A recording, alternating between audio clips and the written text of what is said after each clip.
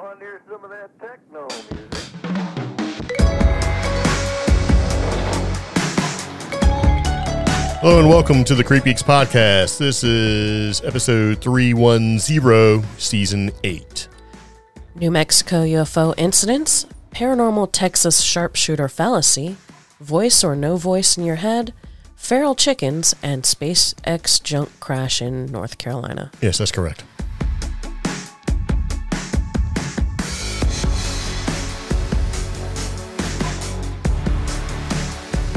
All right, so anyway, like all good things worthy of talking about, it's wordy. Yes. The title. So anyway, I'm Greg. I'm Omi. And this is the Creep Geeks Podcast, where we basically broadcast paranormal and weird news from our underground bunker in an undisclosed location in western North Carolina. Yes. Yes. So we just got a lot to talk about, and we got a lot of chili to eat, because that's what we do when we record a podcast on a Sunday, is we make a nice dinner, Yes. and then we tell you about it. Because we're sharing. That's what we do. We like to share stuff, and we've been kind of busy. And by busy, I mean you've been busy. And so you've had some festivals and things like that to do with local area there. And now we're back, and we're going to do a podcast. We've got a lot of stuff to talk about as per the wordy title, and we're just going to, let's just jump into it, guys. Oh, gosh. I hate that. But anyway, first let's talk about, I noticed that when we record the podcast, the past couple of podcasts, your volume has been exceedingly low. And I've only noticed it when it plays back through Apple. Huh. So, and maybe it's fixed. I haven't really noticed it on any other, but whatever. So Okay. I'm like, so I got your volume kicked up and mine kicked down. All right.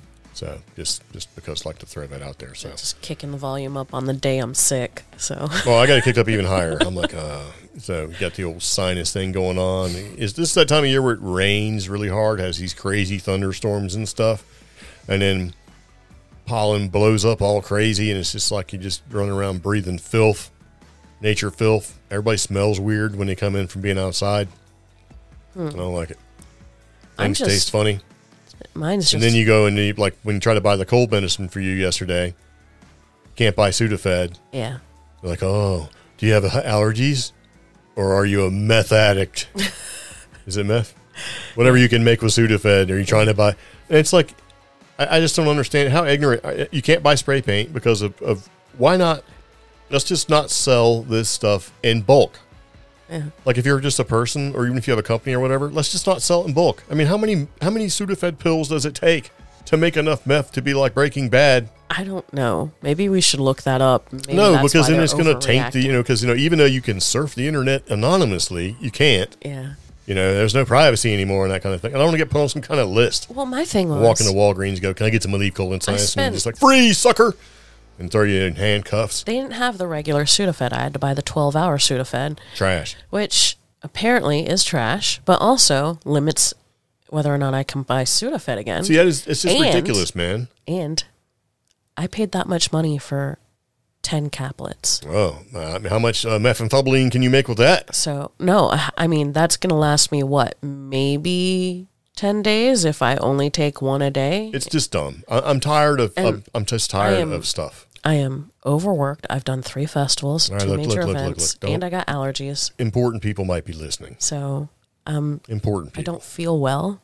So You're I fine. need Let's that roll through this, Sudafed. and you can have some delicious chili that you won't be able to taste. Oh, fantastic. It's only the finest quality. I am looking forward to it. Okay. Yeah. Well, you ready? Yes. I was just seeing if you could breathe. Okay, so what we're going to talk about is a couple different things. One of which is some UFO incidents in New Mexico that you probably have never heard of. Huh. Some of these I've heard of, and some I haven't. So I don't exactly know where they fall in the grand scheme of importance of UFO events. But New Mexico has always had a share, a lion's share, I think, of newsworthy, memory-worthy, UFO things like Roswell and stuff like that. So I would like to mention that this particular article that we're pulling from, it's dealing a lot with David Marler, who we talked about because he's the executive director of the National UFO Historical Records Center. yes. So I think we talked about that, a few months ago or last year? We've talked about it a couple times Yeah. over a couple years. Yeah. This is from KRQE, which is quirky, like as an Albuquerque Yeah. website, and basically talks about Roswell. We'll just kind of go into it. Basically, it sort of lays out that Roswell is a big UFO incident. I would think, that's like the beginning for most things UFO related. Seems like. So in 1957, they had the Albuquerque radar incident. Yeah. And if you look at New Mexico in general and some of the history when it comes to making the atomic bomb and testing things, including radars and things like that, it was a pretty tactically significant area. Yeah. New Mexico, just in general, Yeah. for the Cold War and everything else. So it's happened after that, but. I mean, it's not a densely populated place. No, but I mean, at the time when they were doing all these things, and when you had the Roswell incident and other stuff that was happening, it was very sparsely populated. And what better place to test atomic weapons than the desert where nobody lives? I mean, that's like It's like, wait a minute, what do you mean this stuff's just blowing around town? What do you trivia facts I like to give people is that like New Mexico is like the 6th or 7th largest state, but it's like 47th in population. Yeah. I like to point out that you're messing with a country that has bombed its own self. We figured we would test the atomic bomb before we put it in use. But really, it's not fun to talk about atomic detonations just, as a joke. It's probably too soon. But back in 1957, a majority of Albuquerque was still dirt roads. I remember going through some of the museums, and it was like showing like 1960s, and it was like one of these roads I used to always go. Well, fun fact, last time I checked, 70% of New Mexico's roads are still unpaved. That's true, yeah. Because, once you turn, and that's when we tell people, you can just turn off the road and you're in the desert. You're in the dirt, cruising around in the dirt. Yeah. And they just don't get it. Like here, we'd have to drive, I don't know, we'd have to deliberately seek out dirt roads here. Aside from driveways, you see what I'm saying? But... there you can ride for miles and miles and miles and see some amazing stuff in the dirt. So in 1957, there was a radar incident where military radar operators were basically tracking an unknown object. And they said it was straight out of a science fiction magazine. Oh.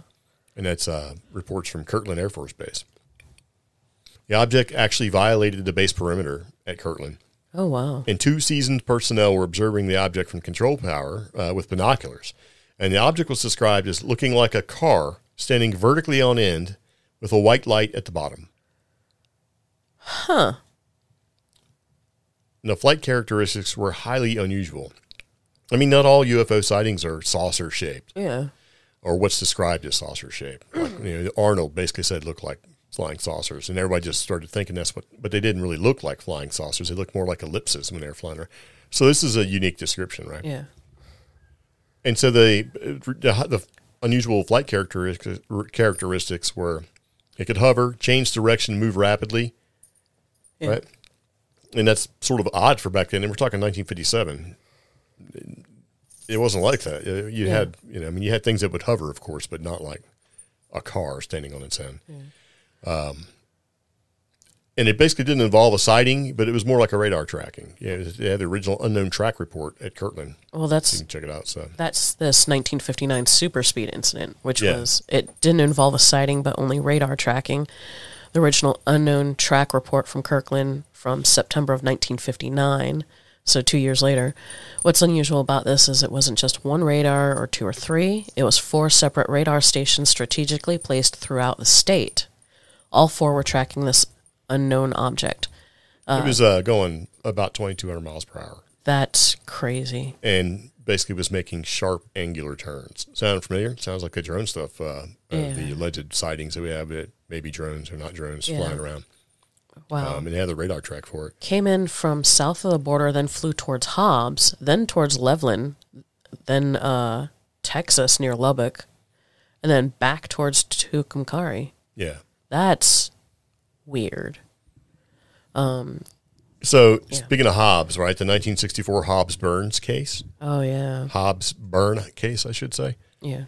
So this is unique because in 1964 in Hobbs, New Mexico, it was reported that an 8-year-old boy outside of a laundromat had like a sort of a contact situation with some UFO type stuff.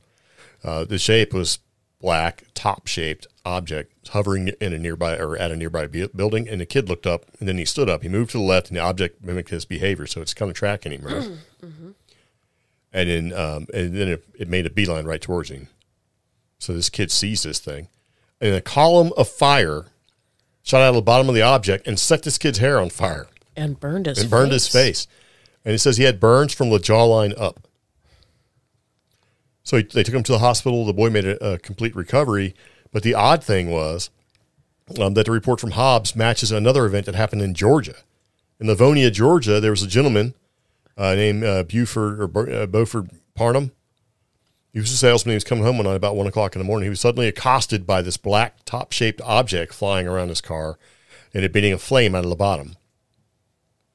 And so, and a few weeks after that, other people in Georgia reported similar sightings. And so police, business leaders, housewives, it basically important, I guess, let's just say normal people seen it too. Yeah. And so if you look at, let's just be stupid, right? Yeah. If you look at, I went right out of my head, the little flying acorn. Yeah. That we went and seen in Pennsylvania. What is that thing called? Oh, gosh. Man, it went right out of my gourd.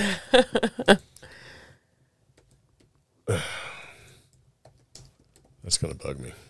Kecksburg. Yeah, I was trying to jar my own memory. But if you look at the shape of what crashed into Kecksburg, which looks like an acorn. Yeah. Well, tops, the old school tops, because we're talking about this incident is in the 50s. Had those little wooden tops you wrap string around and you give them a pull. Yeah. They look like acorns too. So what if this is similarly related? Yeah. Other than what people think is just basically part of a spacecraft, like a spycraft that came crashing. Who knows, right? Oh. Now, the good one's at Farmington. Yeah, this is one of my favorites. The 1950 Farmington incident.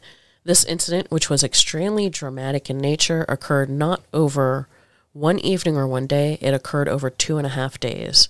It happened during broad daylight. People in Farmington, New Mexico, began reporting seeing a group of flying objects in the sky.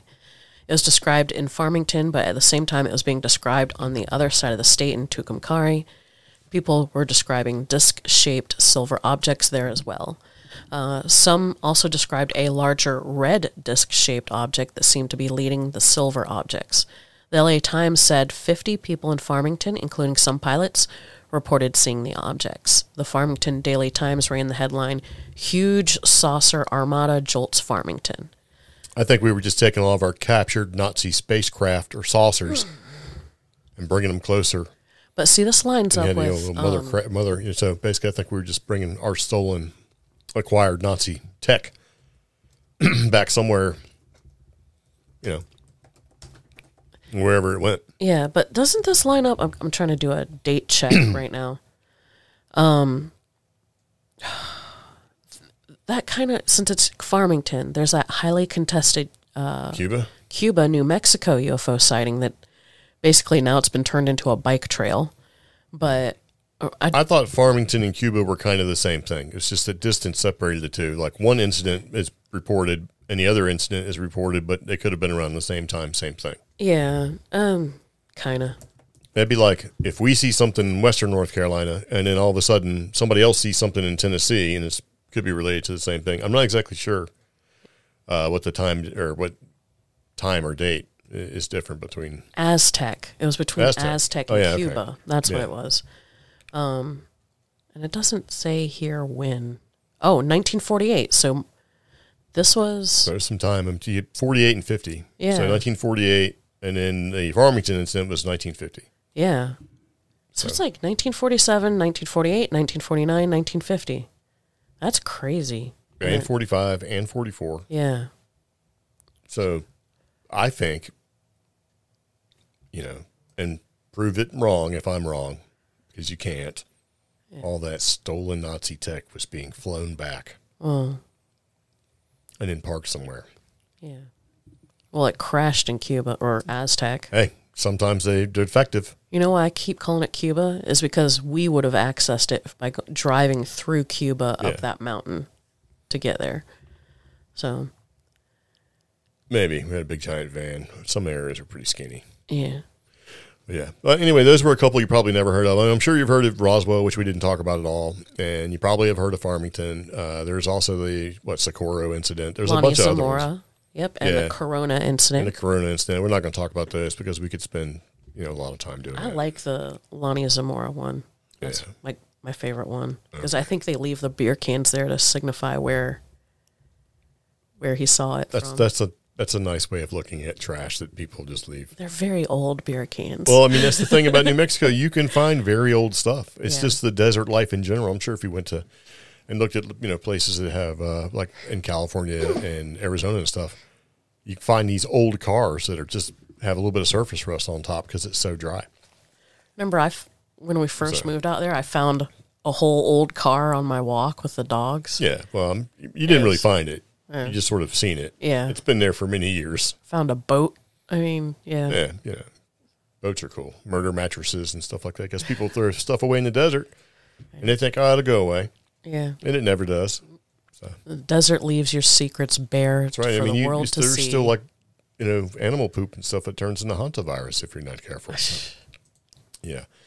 The plague is a thing in some parts.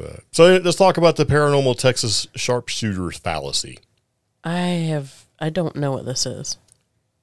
Well, it's kind of hard to describe, but it's really not. And this is off Higgy Pop, right? And the title of it goes, or it's like an article you can read, and it says how ghost hunters can avoid the trap of the Texas sharpshooter fallacy. Right. And what it is, the Texas sharpshooter fallacy is a common mistake in thinking that can really matter when it comes to ghost hunting.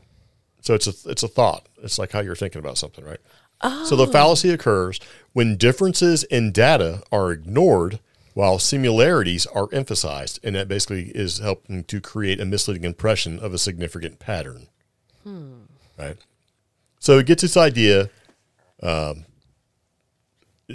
gets its name from the idea of the sharpshooter sinking holes, right, at random at the side of a barn, and then painting the target around the holes. Okay. Right. And so when you paint the target around the holes, those closest cluster of holes make it appear as though whoever shot the barn was a great shot. Ah, okay. So you're taking everything and then making the situation fit everything. So, if you're out in the woods and you're like, and you notice that it's windy and it's rainy and you hear weird stuff, but you're out there looking for Bigfoot, right? Yeah. And you're like, you know what? We went in this area. Well, we know Bigfoot was there. And all of a sudden it got windy. It was really rainy. And you're making everything fit. The idea that everything that's happening is related to an incident or Bigfoot or whatever you're trying to find. So in other words, you're taking everything and saying, oh, man, during this investigation, all this happened to make it fit the idea of that you actually got something. So, whereas if you said, if you weren't looking for ghosts, would those things occur anytime? Or so if you said, well, yeah, that happens all the time, and that wouldn't be related to being seeking out ghosts or whatever it is. Okay. It's just normal. What about, I'm just going to throw this out there. The Brown Mountain Lights, all the locals tell you, well, depending on, the locals tell you, oh, you have to wait until it rains, and then it stops raining. You have to wait for the humidity to shift. But then, our best footage came from the dead of winter, when it was cold. Granted, it was still windy, but it was relatively dry. Yeah. Well, you also got to remember that they say during different times of the year, different conditions exist for you to see them. And every time we've been told about it, it's been when? Spring, summer. Yeah. Best time to see him is this. Yeah. And you can also see him in the winter, but nobody ever goes up there in the wintertime to see him because it's cold and not fun. We took 2 people up on the Brown Mountain Lights area where we seen them. Yeah. They didn't hang around. Yeah. Well, Bobby was like, it's cold, got to go. It was hard to get up there in the dead of winter, which we probably shouldn't have gone up that crazy road to begin with, but it got super cold. I was wearing all sorts of cold clothes and was still very cold. But yeah. So, for example, investigators might use an audio recorder to capture electronic voice phenomena, EVP, right? Which are believed to be ghostly voices, blah, blah, blah. Everybody knows what EVP is. During an EVP session, which could last anywhere from a few minutes to over a half hour, the investigators ask questions aloud and encourage any spirits that might be present to respond via the audio recorder. And then upon reviewing the recording, they might find that despite numerous questions, only one appears to have elicited a response in the form of an EVP. So here, the Texas sharpshooter fallacy may lead investigators to focus on this singular instance where their question generated a response while ignoring all the other instances where there was no response. Okay. And so that's where it gets a little confusing because it's like, okay, well, are you saying that since you asked questions for an hour and didn't get anything that seemed to correlate towards the questions you were asking, or responses didn't correlate to the questions you asked, and then you find one, is that evidence of seeing it? Or are you saying that basically you asked 100 questions, you only got one? So I would be more likely to say that you did not have an experience. You see what I'm saying? Because that could go both ways. Yeah. But I think the idea is that if you get a small instance of something that may correspond to what you're hoping to experience, but everything else ain't doing it, that may not be the case, and you probably didn't experience anything. But that the whole thing is sort of counter to me because it's like, well, 99% of the time when you go looking for stuff, you never see it. So if you get lucky for the one time and you actually see something, do you just go ahead and discount it because all the other 1,000 times, 99 times you didn't see anything?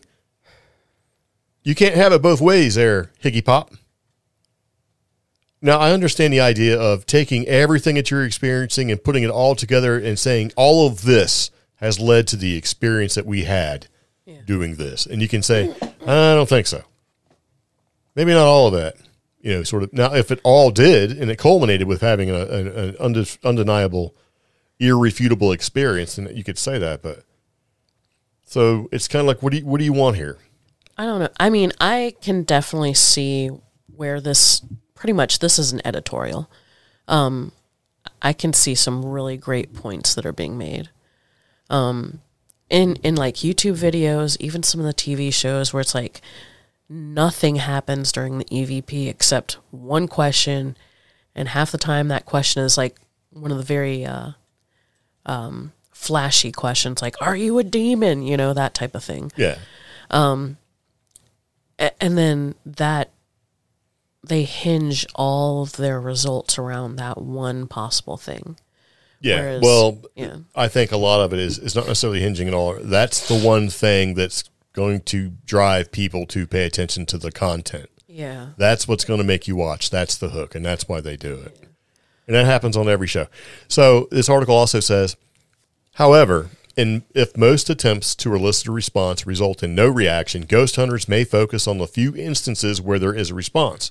This selective attention, much like the behavior of the Texas sharpshooter, focuses on the hits and disregards the misses, potentially leading to a misled conclusion about the presence of paranormal activity.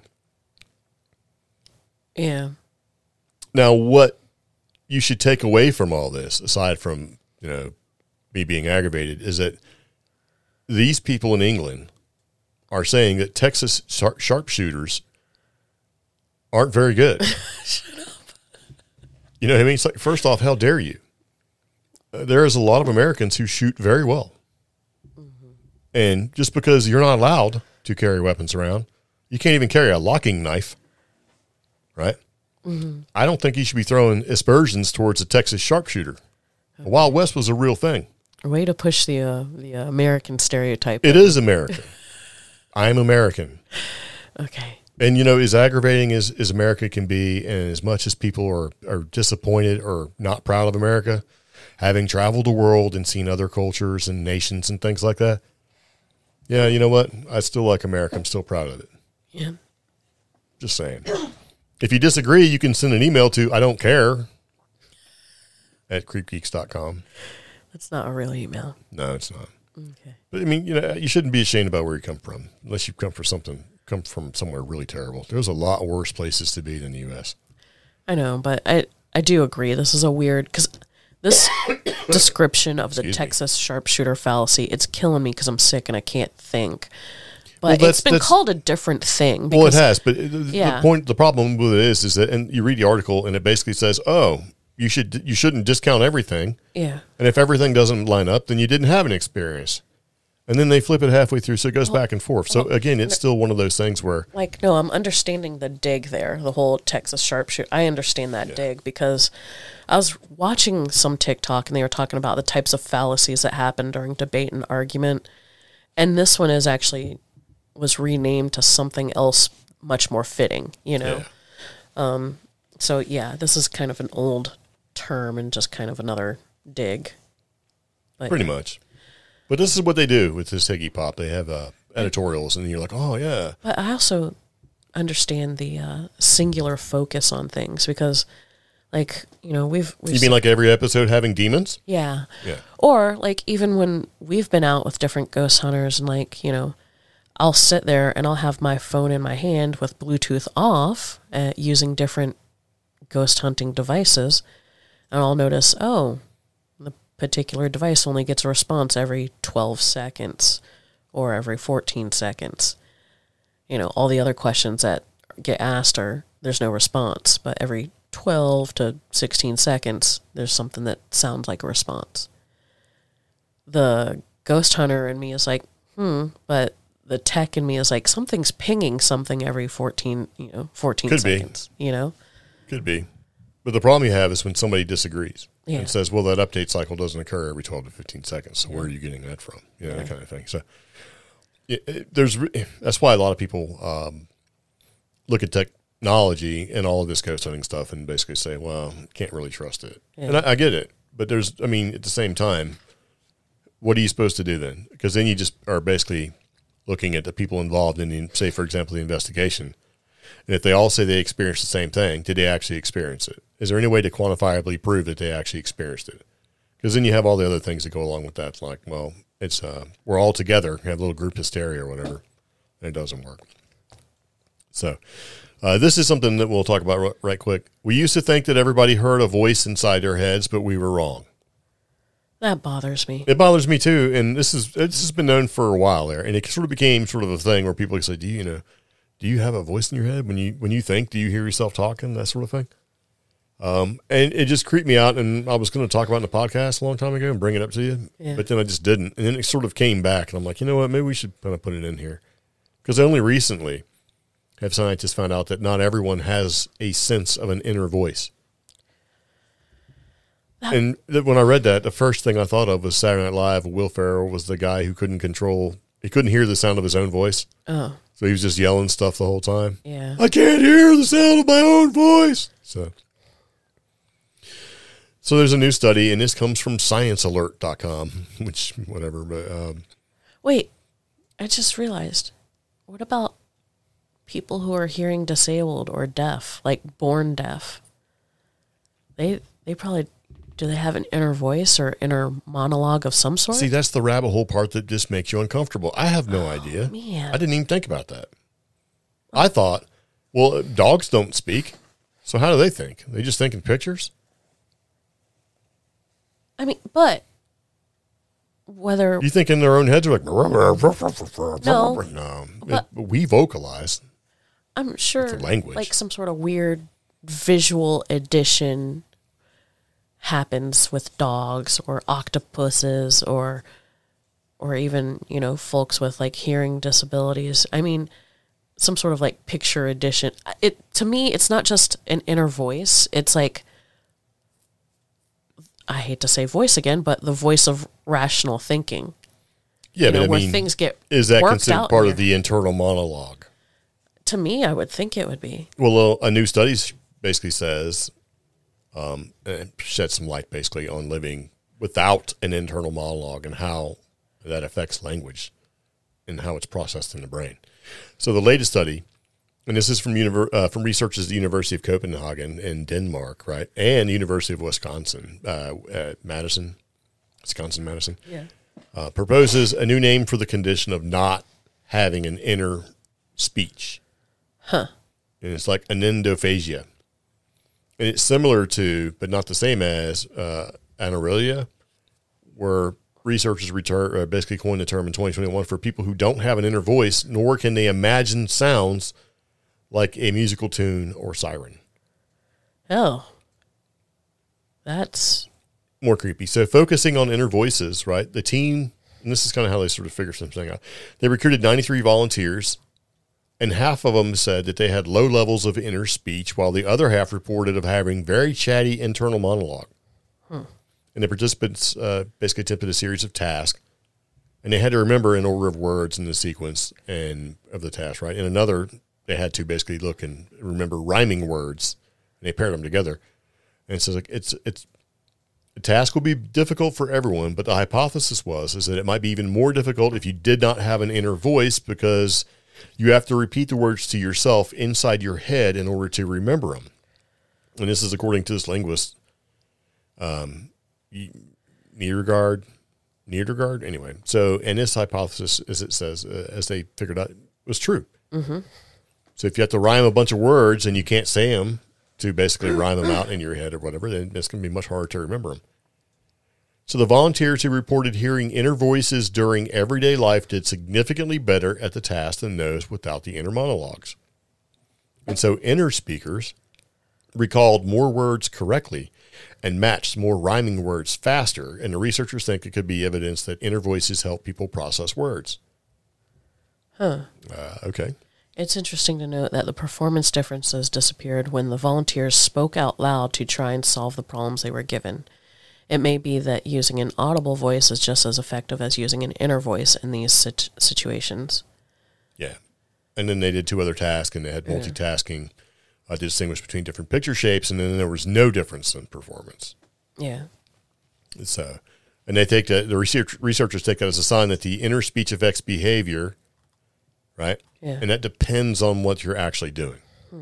So having inner speech is great if you need it, but if the task you're doing doesn't require like language, like reading or whatever, then it doesn't seem to have an effect. So it doesn't matter. So maybe people who don't have an inner voice have just learned to use other strategies, is what they're saying. And they're also saying that they want to rename this possible terminology to enendophagia. Yeah. Yeah. I couldn't pronounce that. Instead of enaralia. Yeah. So, yeah. So, I think if a doctor came in and said, you have enaralia, like that, I'd be like, I need another doctor. Yeah. Please, write it down. So I can read it and mispronounce it in my own head. Yeah. So, I just thought it was kind of weird. That's all I got. Yeah. And I started to go down the rabbit hole, but then I was going to make jokes like, if you don't have an inner voice, then you're a serial killer or a psychopath. Like, that's something a psychopath would do. Like what people say, do you add milk and then pour the cereal, or do you put cereal in a bowl and then pour the milk? Oh, God, I can't. And, I put the cereal in the bowl and then I pour milk on top of it. Yes. Like normal, rational, amazing people do. If you're a serial killer or a psychopath type person, you just dump the milk in and then add the cereal to it. Now, there is a caveat to this. Yeah. If you put the cereal in the bowl and you dump the milk on it, and then you eat to the point where the cereal is gone, but you still have enough milk to facilitate adding more cereal, and you still want some, then yes. Go ahead and add it. So kind of a thing. So if you have do you hear your voice in your own head? Yes, but I wanted to add, being a child of the mid to late 80s, watching all sorts of horror and true crime has pretty much scared me into a mindset that you should only hear your own voice in your head, because if you hear other voices in your head, you're either like a crazy person like Sybil or something, or you're touched by the divine like a prophet. Well, couldn't you just be schizophrenic? That's what Sybil. Yeah. Sybil had multiple personalities. She was a compounded case. Okay, well, most people when they hear Sybil don't think of schizophrenia as much as they think of like the 89 personalities she had hiding. So, but schizophrenia, which were all fake, and that's why the cops didn't arrest her. Schizophrenia is not just isolated to voices. Schizophrenia also includes sounds, auditory and hallucinations and stuff. Yeah. I was going to make a joke about Kaiser Soze and The Usual Suspects, but you wrecked it. Good. You look like an idiot. No. All right, let's just get on back into the podcast, I guess. So if I do hear her voice in my head that is something unique, I actually stand back and really contemplate what's going on. Well, that's probably A lot of people think if you hear a voice that's not your own, it's the voice of God. Or divine spirits that are either there to help or hinder you. Yeah. So the question is, what if you hear your own voice, but it has its own funny accent? Like, you know, it's your voice making a funny accent. I hear that when I read French in my head. Like, that kind of thing. So, all right, let's talk about space debris. Yeah. This hit a glamorous campground in North Carolina, not too close to where we are, but not at all far away from where we are. Okay. I mean, not too close as in we could probably be there about 30 minutes or so if we'd actually want to. Depends on traffic. But Yeah. so, and they used the term glamping, which I thought was pretty funny. So this is space debris that came from the SpaceX Dragon capsule, and it was the bottom of it. The capsule is what they use to sort of not only ferry astronauts back and forth, but to take and like resupply and restock and it basically bring things to and fro. And when you think about it, right, and you got space flight, it doesn't really sort of come to mind that you think of North Carolina. But here's the deal. Yeah. So in the 1960s, right, they built the Rosman Satellite Tracking and Data Acquisition Facility in Appalachia. You know what that is, right? What? It's Pari. It's sort of closed down, but and they had that in place to be able to track Gemini and the Apollo space program. So, you know, craft. Yeah. And in a sense, I think it turned into the Cold War tracking other stuff. But so anyway, when you think about contemporary private space flight, like SpaceX, and you got these mountains that we live in, and you know, they're taking off from the Florida coast and they're doing all that jazz. And so this campground suffered a shock when they discovered a large chunk of space debris that had been basically identified in Canton, North Carolina, just outside the city of Asheville, right? And it's this large chunk of basically, it's the trunk of the Space Dragon capsule. It's the bottom of it, right? Yeah. And that thing gets ejected as the capsule starts to come back into the atmosphere. It burns off, they eject it, and then it lands, and they refurbish it or whatever, put it back in place. So this guy, Justin Klontz, and his father were performing maintenance on a trail at the Scenic Glamping Collective campground, right? It's a 160-acre luxury camping property offering private dome-style cabins on a mountaintop with panoramic views of the surrounding Pisgah and Cherokee National Forests. So, Okay. and they said they were coming around a bend, you know, in the trail that day, and Klontz and his father stumbled upon an odd piece of junk laying there on the ground, not far at all from the path. And it's basically 3 foot by 3 foot, and like how they put in parentheses, 1 meter by 1 meter. A chunk of debris that consisted of shredded carbon fiber composite and scorched metal, along with some exposed metal bolts and plates poking out of it. Huh. And it had a faint smell similar to ozone. Okay. Yep. It landed directly in the middle of the trail. Klontz told space.com, which is where this article came from. And there was no damage to surrounding trees or grass. It was as if something or someone had placed the debris right where it could be found on a peaceful trail through the Pisgah National Forest. Oh, my goodness. And so other employees from the Glamping Collective initially thought the debris may have been from a military aircraft and says, I don't know if we should be touching it. And then scientists basically have sort of weighed in. And they said basically it turns out the space debris more than likely came from the reentry of the SpaceX Crew 7 mission to the International Space Station, which returned to Earth on March 12th, 2024. So they talk to some astrophysicists and stuff like that, and pretty much what it boils down to is that the astrophysicist that they did use, Jonathan McDowell of the Harvard Smithsonian Center for Astrophysics, posted a tracking map, which basically shows the reentry path of the Crew 7's trunk, right? And they think that that's where the debris come from. So he sort of put a map up and said, well, this is the way it came in and when it re-entered. And so the likelihood that it dropped the trunk and hit your Glamping Collective trail is pretty high. So the trunk is an unpressurized tail section of the Dragon spacecraft.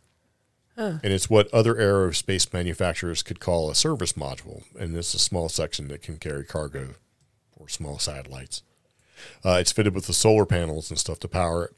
And then when it's done, it sort of burns off. No.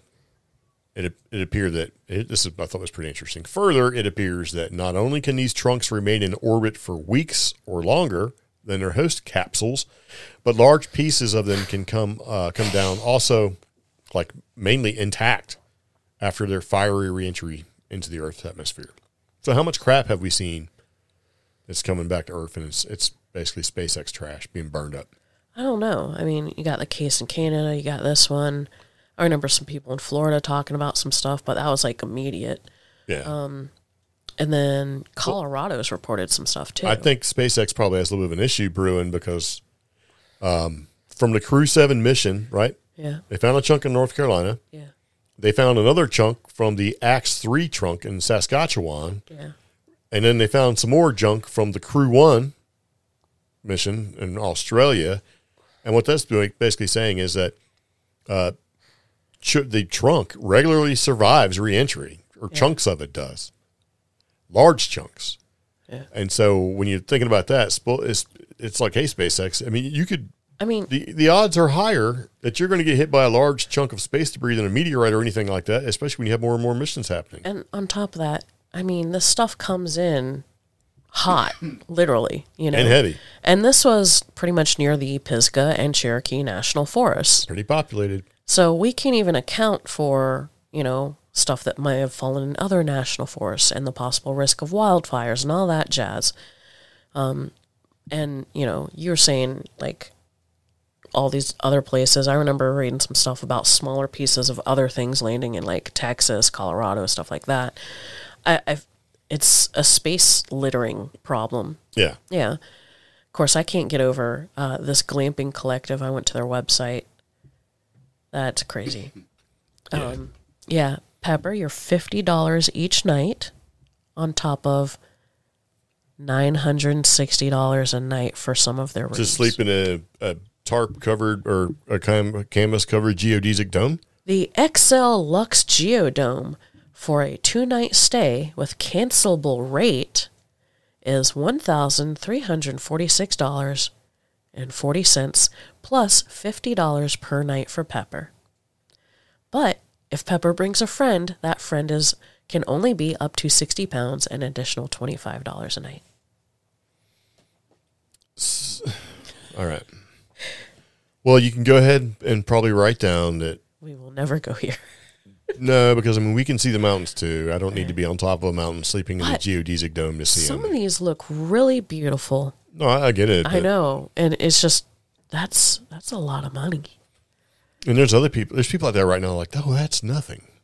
And like, okay, well then let me know how it goes. Out of the ones that showed available for next week, only one actually looks space age, like the traditional silver dome. Mm-hmm. All the other ones, it's like dome and then just beautiful, like very minimalist architecture. You know, out in the Southwest and just basically West in general, there's like yurts and stuff. Yeah. I think you could probably rent a yurt for like $100 a night or something, but you do it here, it's probably even crazier, crazy expensive. We have yurts about 30 miles south of us, and they are $200 to $300 a night. No, not for me. I have a camper van. I will park outside the yurt. Yeah. I don't know. So the Glamping Collective plans to build a display case for the debris along a trail where it's found, so you can I guess take a look at it. But it looks like trash. Well, it's space junk. Okay. It's special junk because it's space junk. So evidently SpaceX sent like investigation team out to Australia and stuff to see what's going on. And they're saying that pretty much according to the Aerospace Corporation, which is SpaceX, right? They're like, oh, the odds of getting hit by junk is 1 in a trillion. Yeah, I think you can just make those numbers up, right? So you're more likely to get bitten by a shark or something like that. Yeah, because there's more sharks than there is chunks of space junk from SpaceX floating around, evidently. I don't know. That's like saying that, whatever. But it's a pretty gnarly piece of stuff. I mean, if you've seen it, you're like, right, nothing. It doesn't look like it's substantial. Yeah.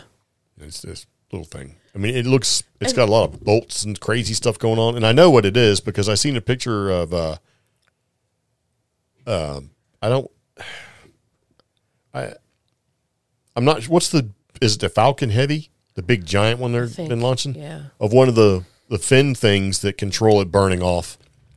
And it looks similar. It's not, but it just looks similar. But So the thing that's annoyed me it's a a little bit substantial piece of junk. about this space junk is that like local news outlets have been teasing this for like weeks, and like one of them even had this little Instagram contest. Can you guess what this might be? Yeah. And overwhelmingly, because they did post the date it was found, overwhelmingly there was a whole section of comments that were like, "Oh, some LARPers from a Renaissance festival must have left their costume." Because there was a Renaissance festival kind of close by. They just blaming the LARPers. Yes. Like, hey, Renaissance nerds, But it like Ren took Fair on- nerds, you lost your stuff. It took on this whole life of its own in the comment threads on some of these that it was just like, maybe it is like some sort of weird Renfest contest, like costume that I'm not aware of. And I was like, because if I first looked at it, I'm like, space junk. But then like all these comments, I'm talking like hundreds, and I'm like, LARPers. I mean, it's kind of burnt. It's carbon fiber. It looks like it's something that, wouldn't normally ever see. I mean, when I looked at it, I was thinking I've seen similar things just from being in the military. The way it's been put together and stuff like that, because you've got these big fenders that ships push up against. And but it doesn't look like something that any Ren Fair nerd would make or use. But Well, I mean, because one of them, it looked like it was like hairy, and it was just the torn, it's carbon fiber strands. torn carbon fiber. And I'm like, what a weird like shield or something. Maybe the richest, that would be like the richest Ren Fair cosplay, whatever you call it, person. What kind of sci-fi Viking left this out in the It's like, see this is my breastplate. It cost me $75,000, and So I don't know, therefore Renfest. yeah, it's ridiculous. So it started that way. Somebody probably just. But the thing is, think about it, that person probably just blasts Ren Fair nerds every chance he gets. Yeah, but it picked up momentum. It took off. He's probably very proud of himself, or her. I don't know who it is, but I just think that's funny. Blame it on probably one of the least dangerous groups of people out there. Yeah, pretty much. So, but I mean, I guess if you want to wield around foam weapons, you're all about it. But speaking of feral chickens, I had to put this in here because it basically says British village invaded by massive flock of feral chickens. Okay, how much is massive? I mean, what do you consider to be feral chickens? It doesn't sound like just like. What's the difference between a feral chicken and a free range chicken? One's caught. Feral chicken makes it sound like they got teeth and they're out to get you, like they're just dangerous, rather than feral chickens. Yeah, but when you told me about this, the first thing I pictured were the feral gangs of chihuahuas roaming the deserts of Arizona. Well, the first thing I thought of was the whole bunch of chickens that are like down in Key West and like parts of lower Florida. They just run around wild all the time because they got out and made more chickens. Yeah, Just okay. running around crazy all the time. But this said, and this is in Britain. yeah, And it's a British village with feral chickens. They got to make everything dangerous and upscale out there, right? Feral chickens. I want to know what a massive flock is. Well, we're going to see. So and there's an angry picture of a chicken, which is always nice. So there's the residents of this British village. We're having problems because of this massive flock of feral chickens has overtaken the community, become something of a tourist attraction. This is in Snittingham. That's what it says. I don't know. It's Snettt. Snettingham. Snittingham. Snettingham. And it's a strange invasion of these birds, believed to be about 100. So I guess 100 makes a massive flock. That's a lot of feral chickens, I guess. That's just but that's just one big truck on the highway tipping over. 100 chickens. Well, this is irritated individuals living in the village say that the chickens have become a huge nuisance due to their penchant for pecking away at the grass in the yards, Yeah. as well as making a considerable amount of noise. And then they also have to further compound their consternation is the word that the birds roaming around the community has led to the sound being overrun by visitors. So the birds are causing another problem. Feral tourists. Right? And so you got people driving around trying to go see these chickens, and so I guess they don't like the influx of unexpected tourists, right? Mm-hmm. And so frustrated residents are basically, they don't like the visitors because they leave a large amount of trash. They're talking about tourists and stuff, right? Yeah. And so the situation surrounding these chickens is that they're saying that these chickens cause all sorts of problems. Where you got the people coming in and basically the tourists and leaving trash and everything else, and then somehow or another, there's more rodents. Which I don't get. So the chickens are doing the chicken thing, and I guess the friends of the chickens are rodents, and they come along for the ride. I don't. So are they just scratching up stuff and eating, and then I guess maybe unhousing these rodents? I don't know. Considering because chicken will eat a rodent if he can get a mouse. Here he'll in eat a America, mouse. Yeah. we've seen chickens descend upon a mouse in the. They eat bugs, lizards. They'll eat whatever they can get. Yeah, that they can get down. I guess mostly. Yeah. So there's a possibility that these birds may wind up being forcibly removed from the village, but some residents have spoken up for the perceived feathered fowl, and they basically said it gives character to the place. So a lot of people don't like it because you got all these tourists and stuff coming in. They don't like the attention it's bringing, and they don't like what the chickens are doing, pecking around, doing all that stuff. And you got other people saying, this place sucks. It's boring. Now we got something going on. So that's kind of crazy, right? Oh, yeah. So I was trying to read the original article, and it's like, so I guess because the chickens are digging things up, people are laying out food so they don't dig up their gardens. And that food is what's bringing the rats, as well as the dug up roots of the things that the chickens dig up. Yeah, I guess that makes sense. Yeah. And then like this one local who counters the whole, let them stay. This guy, Ben King, he lives on the exact lane where all these birds are roosting. And he says he has to wear earplugs because they're making noise all night. Yeah, they're loud. Yeah, and he's like, they're out of control now, and it's not just one or two. If someone came and moved them, I'd buy them a big beer. Oh, nice. Yeah. It's kind of like San Diego had a problem with wild peacocks. Yeah. Those things just screaming in the neighborhood and flying around and crapping on cars and just being terrible. And of course, being California, you couldn't do anything to them. Yeah. So, but peacock screams, they're loud. They're terrifying, too. Yeah, they're pretty, yeah. But I don't know. I like the idea of feral chickens, but I wish they would have painted a more of a menacing picture of the chickens. So it sounds like these chickens are just grouped together just being chickens. Yeah, pretty much. And they're feral because nobody's actively taking care of them. I mean, it's not like... And the people that are feeding them are probably making the rodent problem worse. Yeah. Which already exists. I mean, come on. I mean, it's not what kind of predators does rodent have in England? Hawks? They don't have snakes. They don't have stuff like that. Hawks? Yeah, but they don't have as many hawks as they need. I mean, in America, we got all sorts of things that eat rats, mice, small, like owls. Yeah. Other bird types, dogs, cats, all sorts of crazy stuff. I don't know. So anyway, I think we're going to take a second to wrap up the podcast because you're looking like you're about to die over there. I think my medicine is wearing out. So weird noises and stuff. It's not my fault. Hate being sick. Yeah. So, yeah. Anyway, there you go. All right, guys, thanks for tuning in. Please be sure to follow us on social media. We have a fairly active Facebook group. We also have a Facebook page, TikTok, Instagram, and more. Basically, creekgeeks.com. Connect with us there. Use the Contact Us form or contact@creekgeeks.com. Yeah. So, all right, we'll see you again pretty soon. We've got another episode to do pretty quickly. So, anyway, see you later. Take it easy. Bye-bye. Bye.